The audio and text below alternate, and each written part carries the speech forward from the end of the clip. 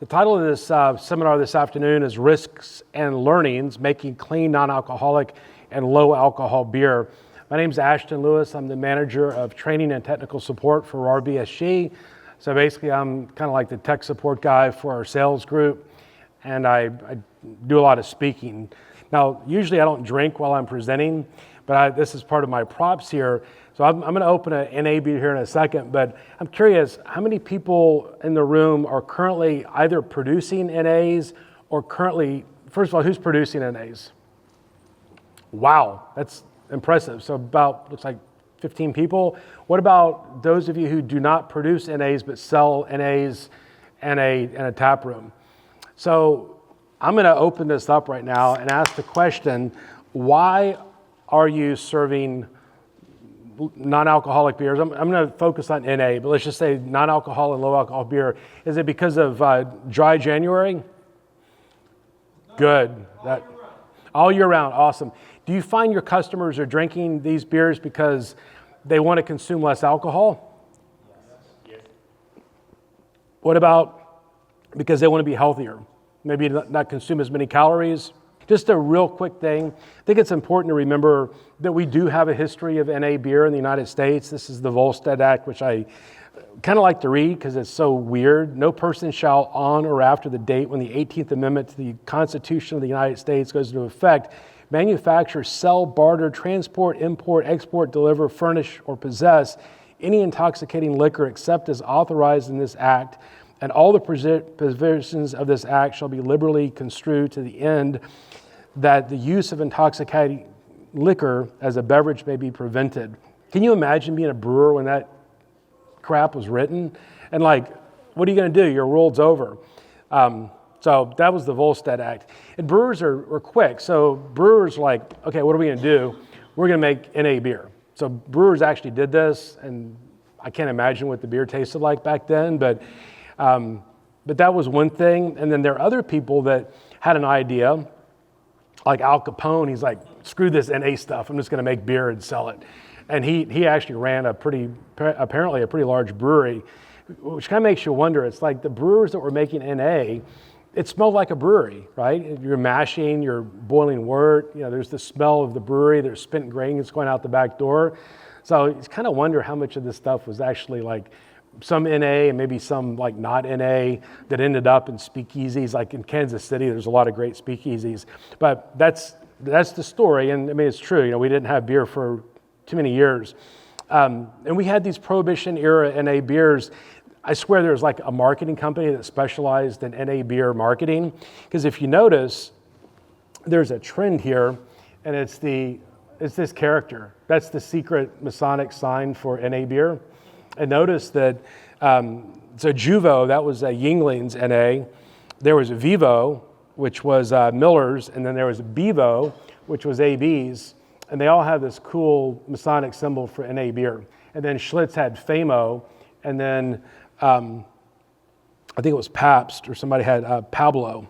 So they deviated from the Masonic rule there. But these were brands that were out during Prohibition.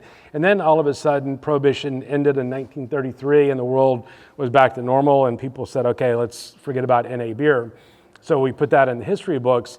And then in 1979, Klausthaler was a brand that was brewed originally by Bending, and that was released in 79. So Klausthaler was kind of a big deal. And then we go a little bit further in future. I find this to be really interesting. 1986, this is the wrong bottle cap, but it's close enough. Firestone and Fletcher was a brewery that was located on the Firestone Vineyard in Los Olivos, California. 1986, my professor, Michael Lewis, was a consultant on that project, and the original Firestone and Walker Brewery was located in the building was on the vineyard.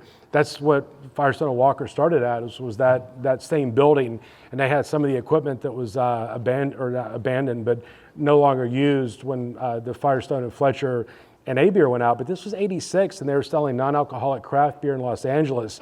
So they were way before their time. I used to collect beer bottles, and that was in a green bottle. And then in 89, we had Sharps came along from Miller, and then again, just kind of like milestones here in history. Heineken 0.0 is 2017, so we're getting into recent history. And then 2018 was Athletic.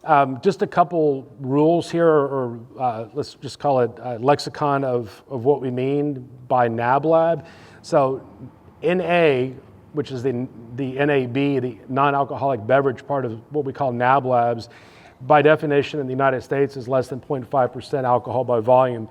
The low alcohol is defined in the United States as less than 2.5% alcohol, and then alcohol-free is the 0.0. So in the US, if we're less than 0.5% alcohol, we can sell beer without a lot of the stuff that we have to worry about as breweries. But as a brewery, if you're interested in the low alcohol thing for health and, let's say, moderating alcohol consumption, don't forget about low alcohol beer, because that's a whole lot easier to produce compared to the NAs, which I'm not going to talk much about, the low alcohol sector.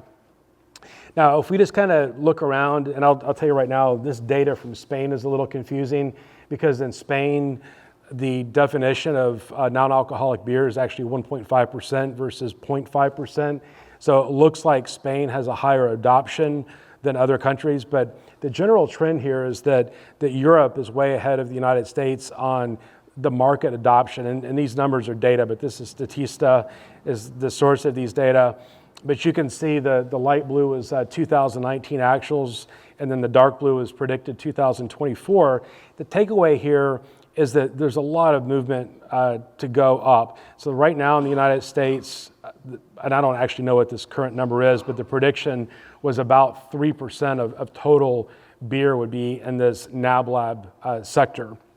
If we look at some of what's happened with big beer, if we just look at one company, ABI, one of their goals was for, by the year 2025, this year, was to have at least 20% of their global market be NABLAB. So this would be low alcohol and no alcohol, that combination. That was their global goal. But some of their brands that they have, like Luff, that's a great beer, and they have a Luff, 0.0 now, and then Jupiler and Hoegaarden. There's some really, really good beers that are in the either low alcohol, non-alcohol, or 0.0 space around the world. This is not the focus on my talk, but just kind of like a brief review of the primary methods used to produce non-alcoholic beers. There's arrested fermentation, cold contact process, high temperature mashing, removal of alcohol, and then there's special yeast. I'm just going to briefly run through these quickly. The arrested fermentation is basically what it sounds like. We start fermentation and we stop it. The problem with arrested fermentation is that a lot of non-alcoholic beers, I'm just going to be blunt, don't taste very good. This one does taste good, so I'll talk about what this beer is later. But one of the reasons they don't taste good is they taste worty. So has anybody ever had a worty tasting non-alcoholic beer? And honestly, if I wanted to drink wort, I drink Malta, but I don't like Malta. So I really don't want to drink a worty NA either. But that is a method, and actually a method that's been used for quite a long time. There's kind of a similar method, the so-called cold contact process, which is a kind of a variant on a different type of yeast. But here we're using a yeast that doesn't really ferment, doesn't really convert alcohol, it doesn't convert carbohydrates into alcohol as much as other yeasts do. And one example of this is Trullospora, is one of the yeasts that's been used to do this. So I'm not going to get into this, but that is a method which is kind of advanced, to be quite honest. There's special things that are required. One method that's pretty darn easy is high temperature mashing. And this is where if you mash hot enough, and you can't be afraid of doing this. If you're going to go hot, you got to go hot. So the idea is that you get your mash temperature to be way above beta and above alpha, so that there's really no production of fermentable sugars in the mash, or very, very little.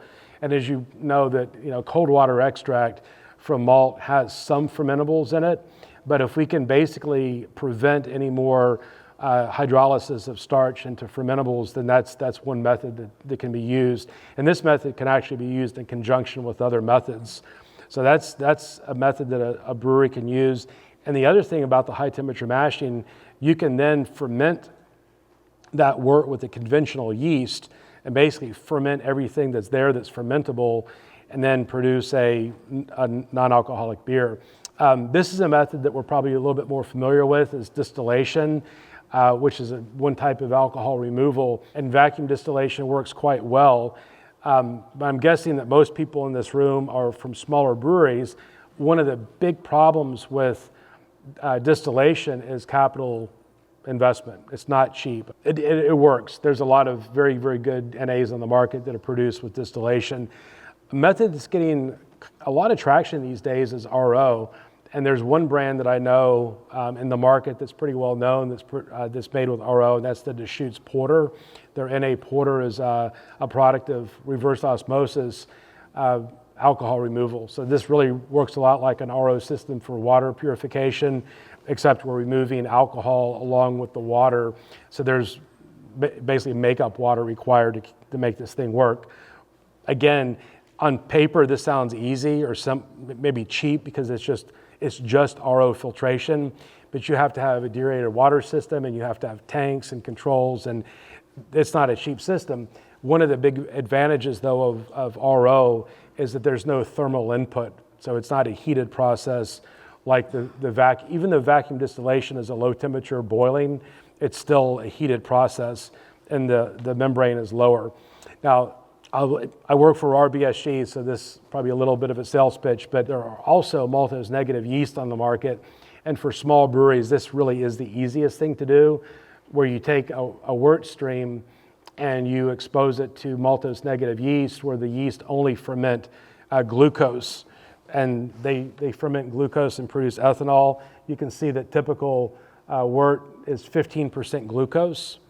And if you kind of run through the math on this, and if you're about a 6 Plato original gravity with 15% glucose, then that's about 0.9 actually. If you're 6 Plato, 15% glucose, that would be 0.9 Plato from glucose, and let's just divide that in half for simplicity. That's 0.45% alcohol is kind of the math on that. So that's kind of what we're looking at.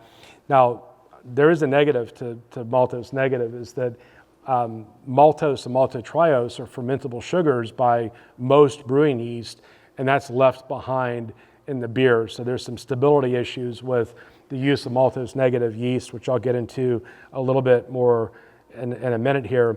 But when we first started carrying the Fermentis LAO1 strain is what it's called, I homebrewed with it. The way I looked at it, if I'm going to make an NA beer, I want some flavor and I want some color. And this is Simpson's Golden Promise malt with some crystal malt for color and flavor. And I hopped it with English hops, so I was kind of going for like an English bitter, if you will. And the maltose-negative yeast that we have from Fermentis is actually slightly POF positive, so phenolic off flavor, I hate that word.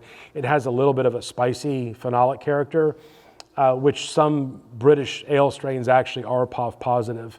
So it's not like a Hefeweizen yeast that's very phenolic, but there is a little phenolic character.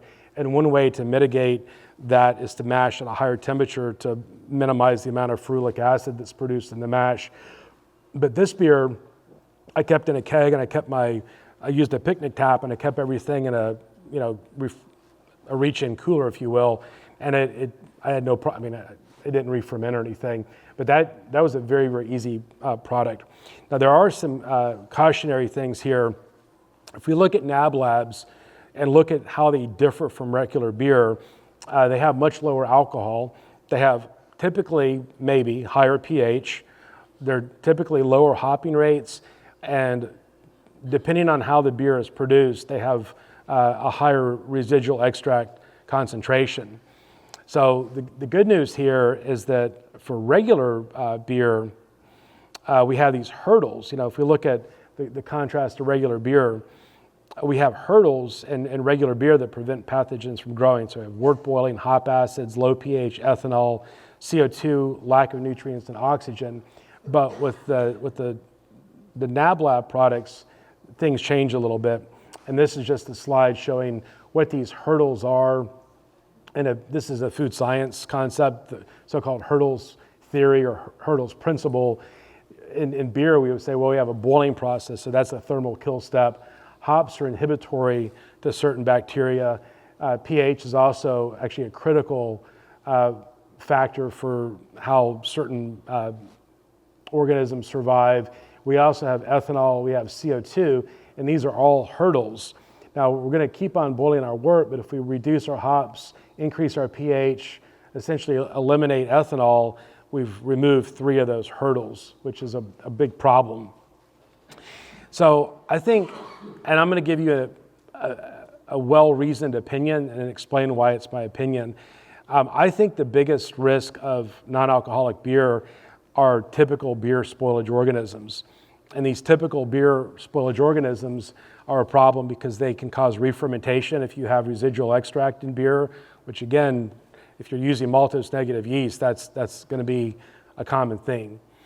You also have the risk of souring because there's a lot of stuff here that bacteria, no different than regular beer, but a lot of times we've reduced some of those hurdles and maybe bacterial growth is a little easier to have happen.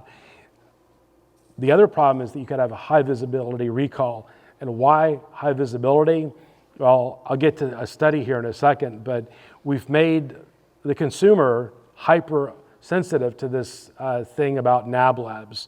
So if a brewery makes a NABLAB that has a problem and it's taken off the market, the news media will pick it up because it's salacious. They're gonna jump on that. But more importantly, you're gonna have unhappy customers. We don't want that. The atypical concerns are pathogens and toxins. That's atypical, and I'll explain that in a second. Same other things, high visibility recalls, regulatory changes is different. If we ever have a pathogen in a beer product, because remember, we don't have FDA regulation. I guess milk producers don't have that anymore either.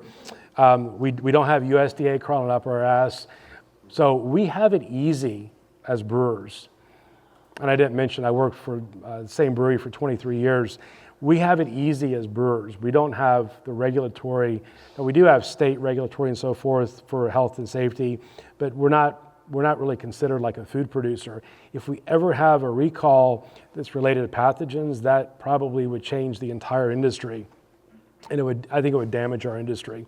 So if we look at food poisoning typically falls into 3 categories. One is the consumption of viable cells of pathogenic microorganisms like Listeria, E. coli, Vibrio, Campylobacter, you name it.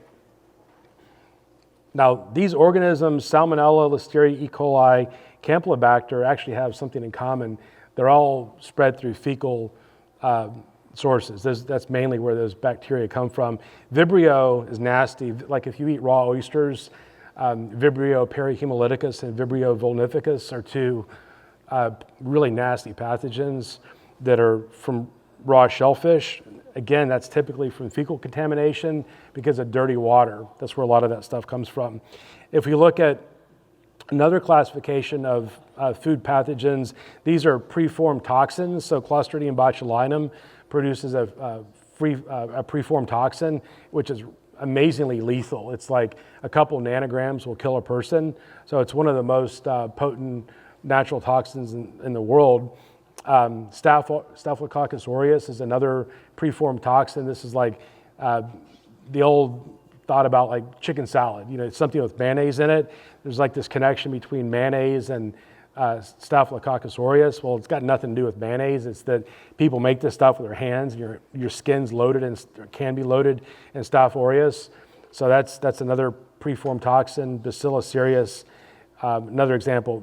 The preformed toxins, you get sick really, really quickly. When you ingest living cells, it takes longer to get sick. Usually like 18 to 36 hour onset is not atypical. So a lot of people that have, quote, food poisoning, they don't actually have food poisoning. I mean, there's something that went wrong, but like sometimes you say, I have food poisoning, it must have been that hamburger I just ate.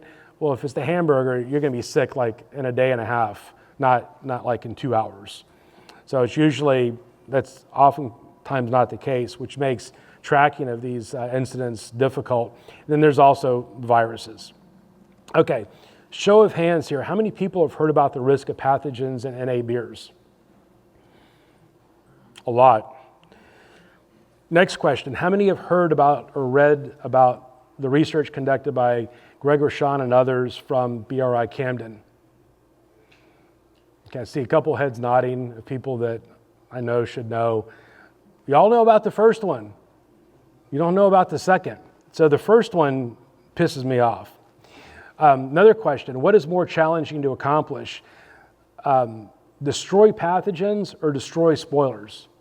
How many people think pathogens are harder, or you don't know? Okay, I'll tell you the answer. So I'll give you an example. Pasteurized milk.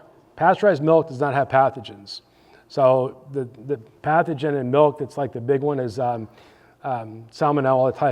typhimurium. So typhoid, there's other things in milk, but that's a big one.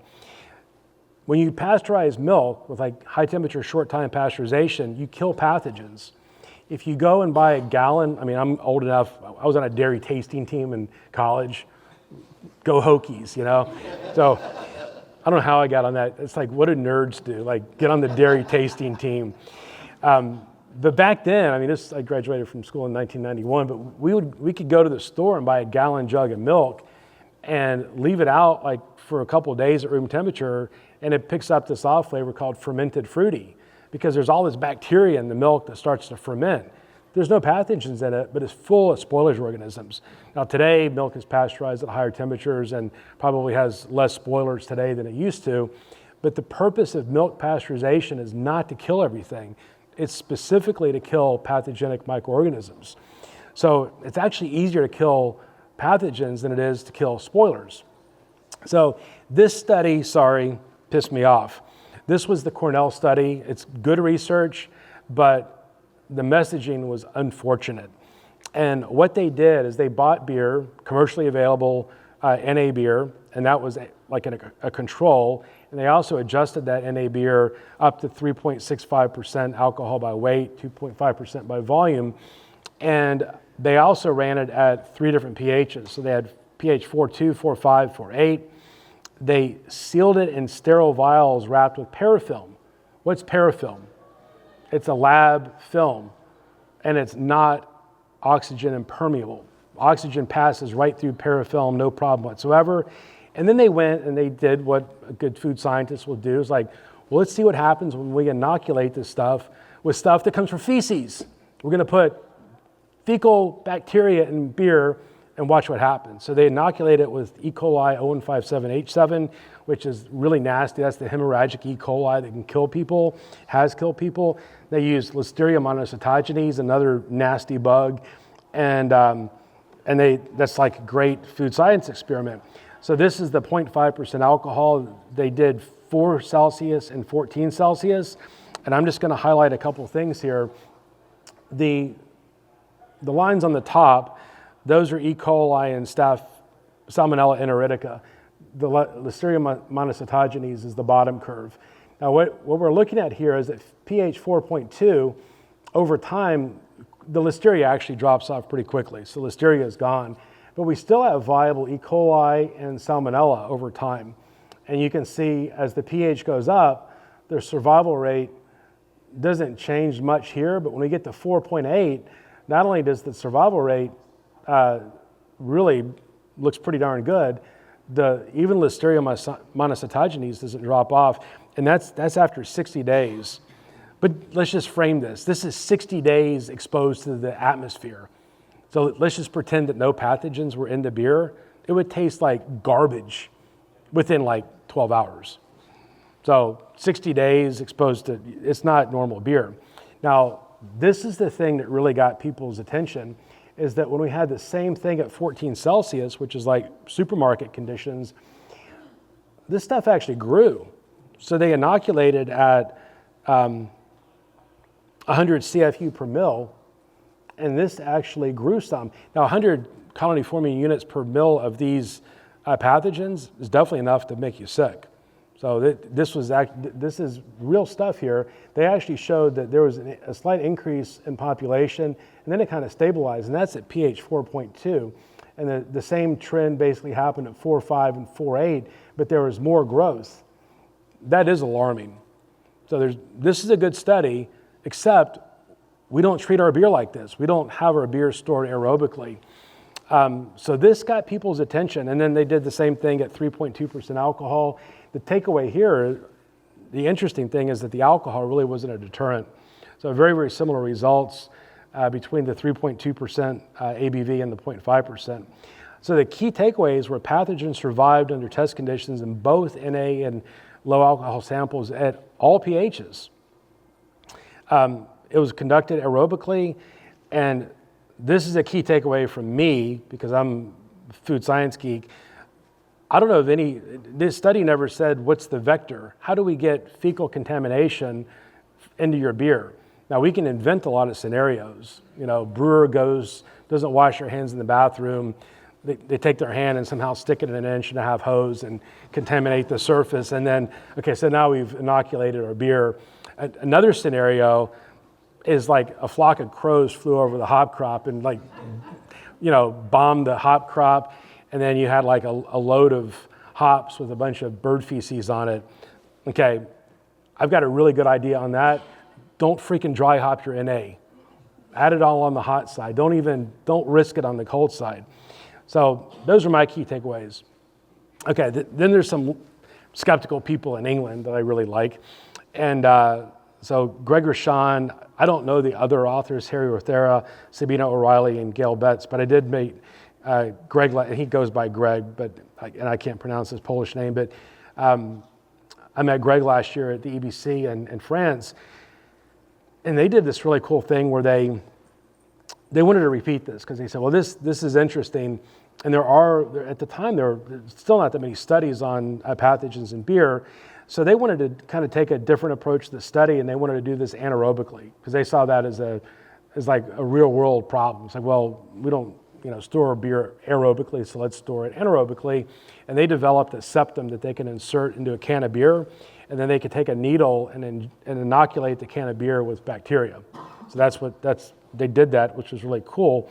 And they did a couple of things. They actually took a survey of beers on the market in England looking for whatever would grow. They wanted to know what kind of microflora was present in non-alcoholic beers. And they also wanted to ask the question, could pathogens grow? And they did this over a range of pHs and also a range of IBUs. And their methodology for the survey is they bought 50 non-alcoholic beers from the market. Most of these were packaged beers, but some were actually draft. And they got their draft beer from the draft source. And they were looking for E. coli, Salmonella, B. cereus, sulfite-reducing Clostridia. Those were the pathogens they were screening for. And then they were looking for typical beer spoilers. On their controlled experiment, they did a challenge test with E. coli and Salmonella at pHs 3.8, 4.2, and 4.6. And then they also did Bacillus cereus and Clostridium botulinum at 4.6 and 4.9. 4.6 in the food industry is a magic number. If your pH is less than 4.6, you're considered a high acid food, and there's different food processing requirements. If the pH is above 4.6, it's considered a low acid food. And the reason that 4.6 is such the magic number is that's related to Clostridium botulinum sporulation. So that's the real killer. That's like in canned foods and stuff. And Bacillus cereus is also another nasty organism. So those are the two they looked at, and they looked at higher pHs for those two.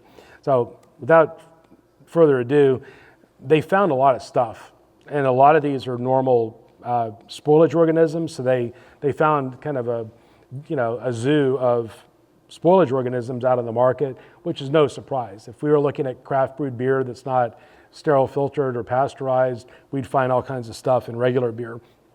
They also found 2 emerging pathogens, but those are actually from water. And the few cases reported in the literature were found in hospitals, and they traced it back to water, and they were with immunocompromised populations. One was some infants, and one was an elderly population. So these are kind of weird emerging pathogens, and they probably came from water from keg cleaning operations because those organisms were both found in draft beer. But what they found, and again, I want to highlight the significance here, all of these figures are E. coli. And if you look at the top graphs, these are anaerobic conditions. So these are the anaerobic conditions at the 3 pHs that they had.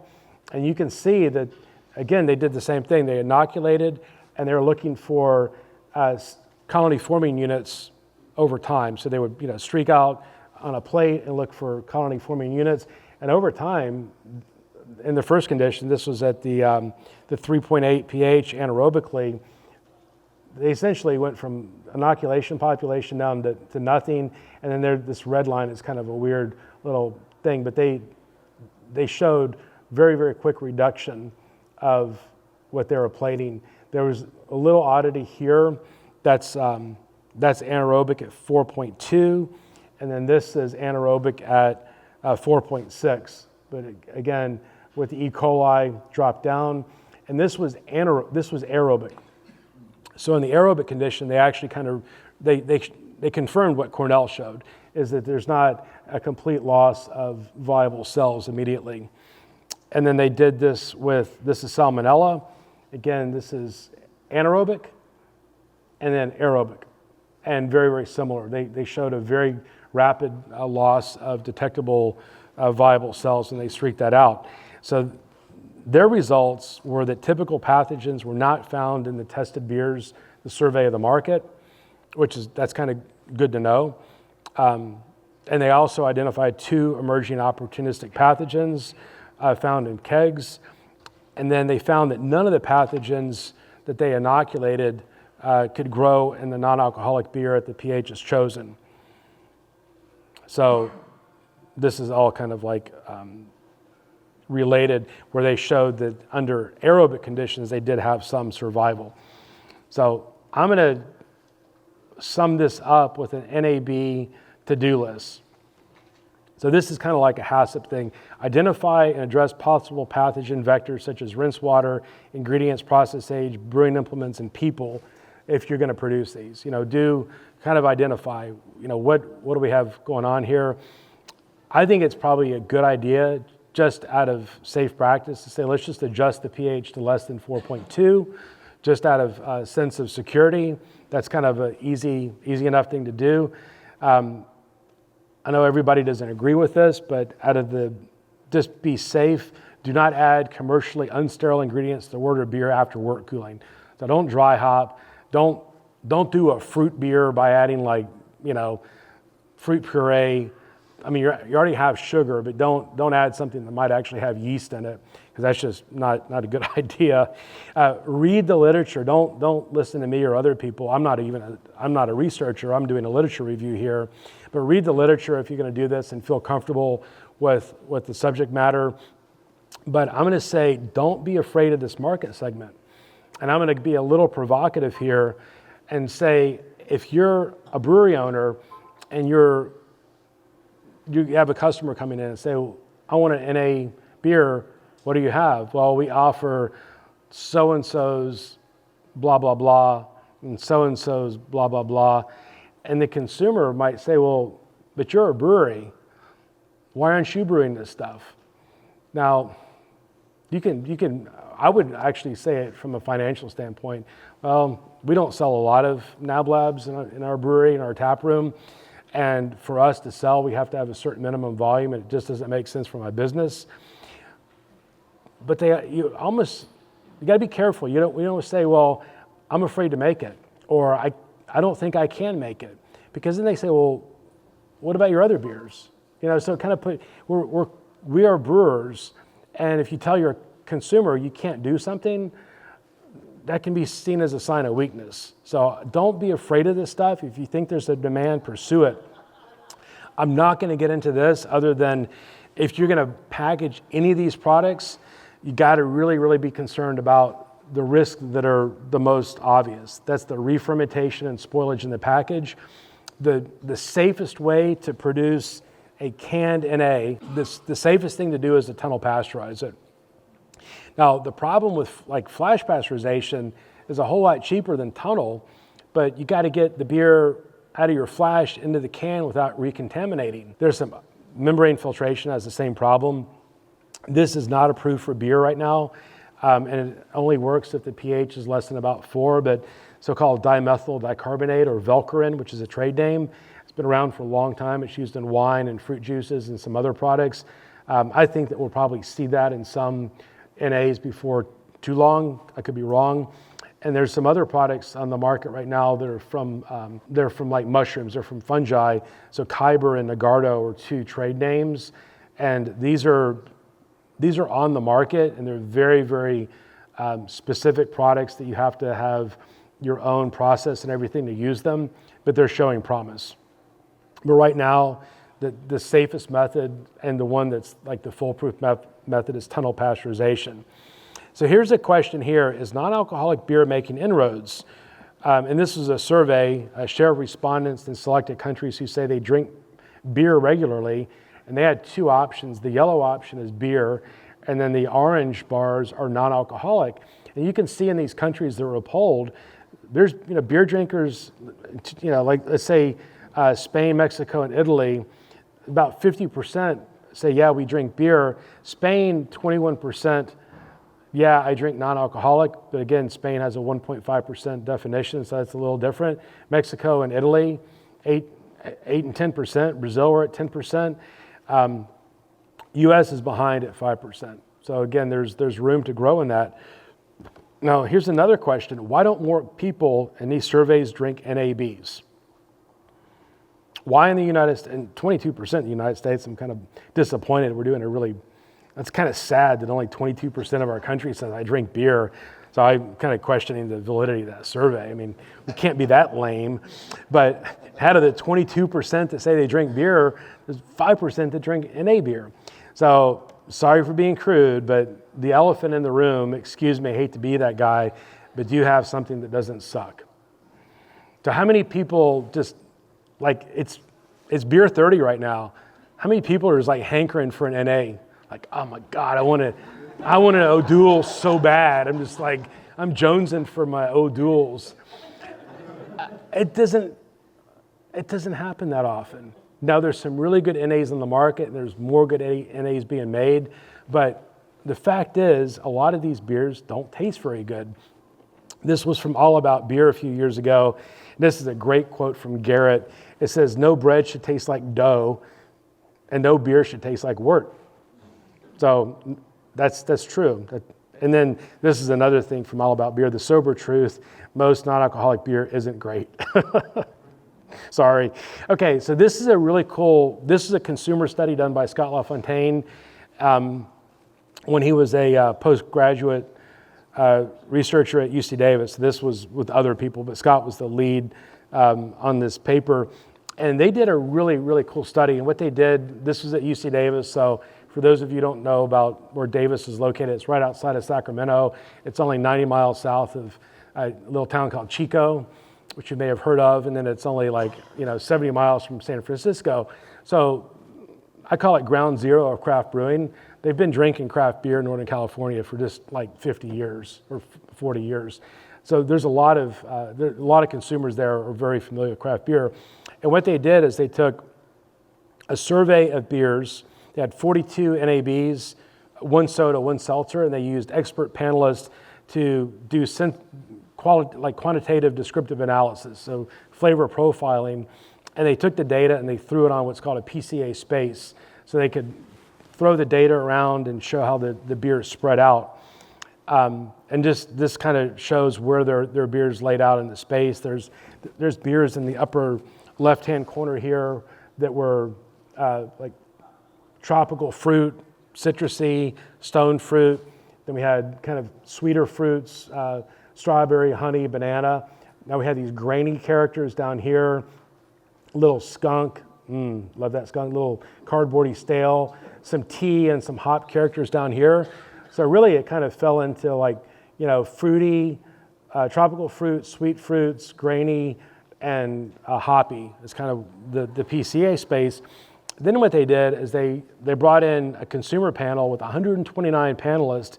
57% had NAB experience, and they asked these panelists, they pared down the number, and they did a preference test with 12 NABs. So that's what they did. They also had some questions that went along with it, the reasons that they would consider drinking NAB, and I think this is interesting. Health is one.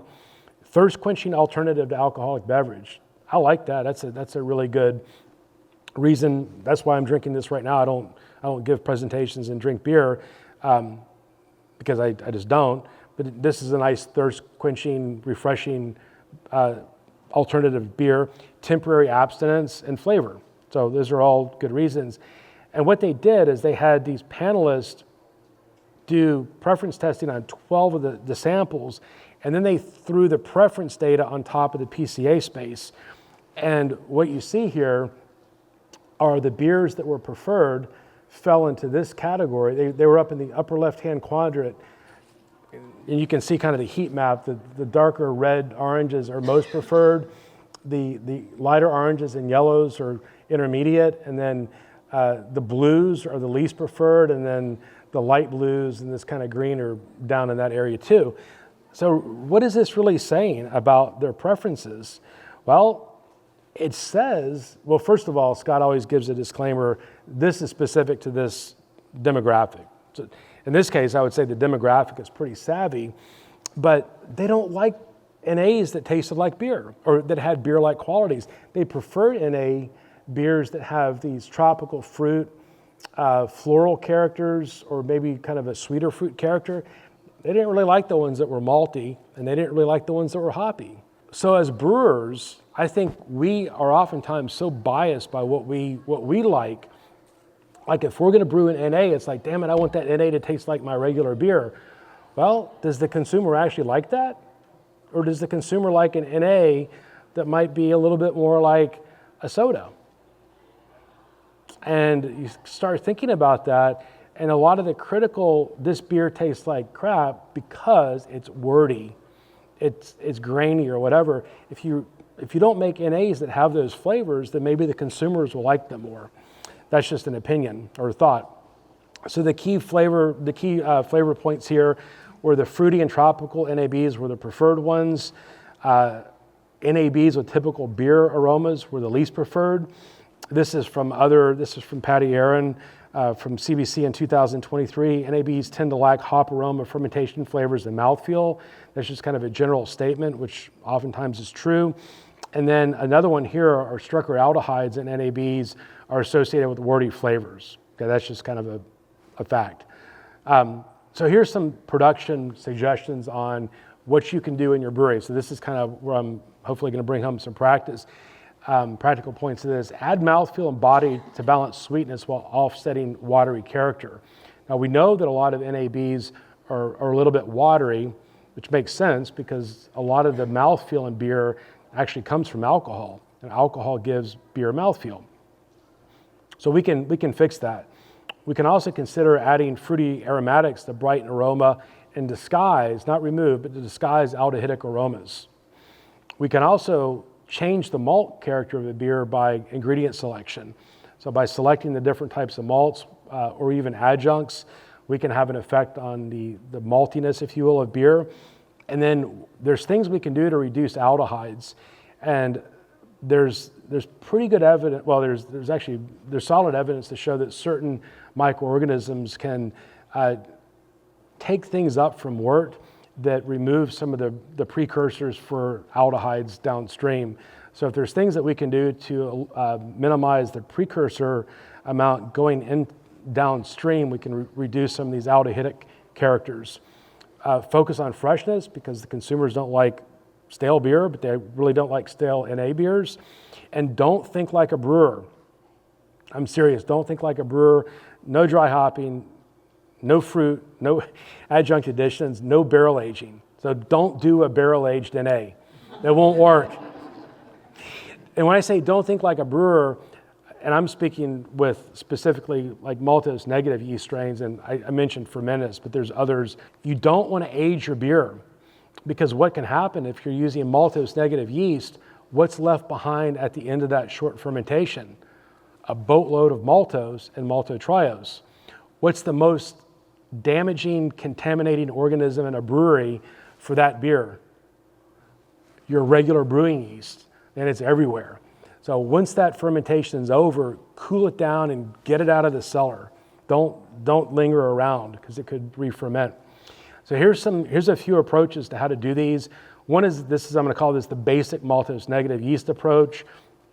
You could use a really high mash temperature for two reasons. One is to limit the amount of glucose and maltose production, And the other, if you have a POF positive maltose-negative yeast, and by the way, why are they POF positive? Well, these yeast are selected from yeast in the wild. And as it turns out, a lot of these maltose-negative yeast they produce sometimes off flavors. And the phenolic off flavor is one of those, which I like Weizen beer, I like wheat beer. So that's not an off flavor in all types of beers. But if you don't want that flavor, you can mash high to limit the amount of ferulic acid in wort and also limit the amount of fermentable sugar that's in your wort. Keep your gravity low, yada, yada, yada. Special ingredients to consider. We have something called TNS Hop Zero. So this is a hop product that's not hoppy, but it adds mouthfeel and structure that you can use. We have a product from Kerry called Taste Sense Sweet. We also have Taste Sense Mouthfeel and a Taste Sense Alcohol Sensation that adds a little heat to these beers. So that's one thing you can do to fix the body balance and worty aromas. And the other is to add fruit flavors. So, fruity aromas added post-fermentation, or hop products, advanced hop products, hop oils, etc., post-fermentation. Now, this is another variation on the theme. This is Kettle Soured NA. And I was at, Fermentis has a campus that they call their Fermentis Academy. And they had an open house at the end of 2023 that I attended. And they had some really interesting NA beer tastings. And one was basically a control beer. And the experimental was a Kettle Soured wort that was then fermented with Maltose-Negative. They used a lactobacilli inoculum to do a kettle sour, and the lactobacillus is one of those organisms that consumes some of those compounds that might be precursors to Strecker aldehydes. And then they did the fermentation with the Maltose-Negative, and then they added some hop. No, they didn't add hop. They added fruit. No. This is the control. That was really good. And then a third beer they added fruit to it. So that was really interesting because it was in that space that's like, okay, this is a slightly sour beer that's got some fruit top notes to it. So it kind of falls into that, like say, soda category, but it's still a non-alcoholic beer. It's really, really refreshing, very enjoyable, not wordy. And then I'm going to call this a very relatively new technology that's a further advancement, which is actually what I'm drinking right now. So this is the use of an enzyme called glucose oxidase, which is known commercially as DSM's Brewers Tastezyme G. And what the glucose oxidase does is that it takes some of the glucose that's produced during mashing, and the glucose oxidase converts that glucose into gluconic acid. So let's focus on that for a second. We're taking some of the glucose, which is fermentable if we're using a maltose-negative, and we're going to convert that into gluconic acid, which is not fermentable. The other thing about gluconic acid is that it's a flavor-active acid, and it's not a sharp acid. It's not like lactic acid, or lactic's not that sharp, but it's not like a citric acid or a malic acid. It has acidity, but it also adds actually body. It seems to add body, and it almost is like a flavor enhancer. So it increases the palate fullness and the lingering finish of the beer. But this reaction also produces hydrogen peroxide, which can be an oxidant. But the hydrogen peroxide decomposes very quickly into water and oxygen. And glucose oxidase, by the very nature of what that enzyme does, it's adding oxygen to the glucose molecule, so that oxygen is consumed in the reaction. So we're not adding oxygen, but this is used, and actually it's used in the mash. So really, really cool stuff. But the result is a beer that just has a different flavor, and it's a little bit more interesting. So here's an example of a beer, and we've used this now we've done a couple years of these trials in conjunction with DSM at the RahrBSG Technical Center. And the way this is actually used in practice is it's added to the mash. In this case, we were doing a step mash with 75% malt, 25% flake corn. So a nice, light lager, if you will. And we mashed at 50 Celsius for 20 minutes, added the Tastezyme G enzyme, and then we mashed at 65 C for 30, and then mashed off at 78 for 10 minutes. So pretty typical profile. Now, put on your accounting hat and look down here. So we've got 8 Plato wort, We do a 3-day fermentation. In this case, this is 59 degrees Fahrenheit, whatever the temperature is. 3-day fermentation, deep chilling filtration. We standardize to point at the our technical center of the RTC. We have deaerated water. So we standardize the beer to less than 0.5% alcohol. And I'm showing this as part of your process is that a lot of times when you're mashing and producing wort, you can't really predict what your final alcohol is going to be. So if you're a little high, one thing you can do is adjust down. The other is to make sure that your wort gravity is low enough to begin with that you're not going to finish above 0.5. But because these are legally regulated, your package ABV, it's critical. And then we package. But look at this. 7 days later, we're out here hanging out on the waterfront. Or, I don't know, is that the back parking lot?